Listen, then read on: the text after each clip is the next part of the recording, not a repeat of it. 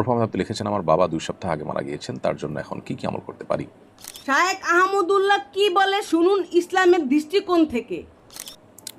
আপনার বাবার জন্য নবী করিম সাল্লাল্লাহু আলাইহি সাল্লামের শেখানো আমলটা আপনি করতে পারেন, যেটি সূরা ইবনে মাজাহ বর্ণিত হয়েছে নবী করিম সাল্লাল্লাহু আলাইহি সাল্লাম থেকে। তিনি বলেছেন যে তার কাছে বনী সালামার এক ব্যক্তি এসে বলেছেন, হে আল্লাহর রাসূল, আমার বাবা মা দুনিয়া থেকে চলে গেছেন, তাদের মৃত্যুর পর আমি কিভাবে তাদের প্রতি সদাচরণ করব, তাদের বাবা মার প্রতি সদাচরণের যে দায়িত্বটা সেটা মৃত্যুর পর আমি পালন করার উপায় আছে কিনা? নবী সাল্লাল্লাহু আলাইহি ওয়াসাল্লাম বলেছেন, হ্যাঁ অবশ্যই আছে।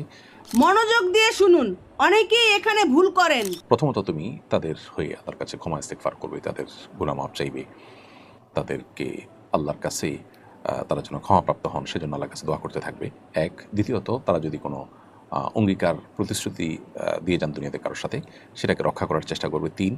তাদের বন্ধুবান্ধব যারা জীবদ্দশায় বেঁচে ছিলেন তাদের সাথে তাদেরকে সম্মান করবে, তাদের সাথে সদাচরণ করবে, বাবার মতো সম্মান তাদেরকে দিবে, তাদের বন্ধুবান্ধবদেরকে, চার। তাদের যে রক্ত সম্পর্কীয় বন্ধনগুলো আছে সে বন্ধনগুলোকে যথাসম্ভব সংযুক্ত রাখার চেষ্টা করবে। এই 4টি কাজের মাধ্যমে বাবা মার মৃত্যুর পরও তাদের সাথে সদাচরণ করা যায় বা তাদের প্রতি দায়িত্বশীলতার পরিচয় দেওয়া যায়। ইসলামিক জ্ঞান ছড়াতে চ্যানেলটি সাবস্ক্রাইব করে ভিডিওটি শেয়ার করুন।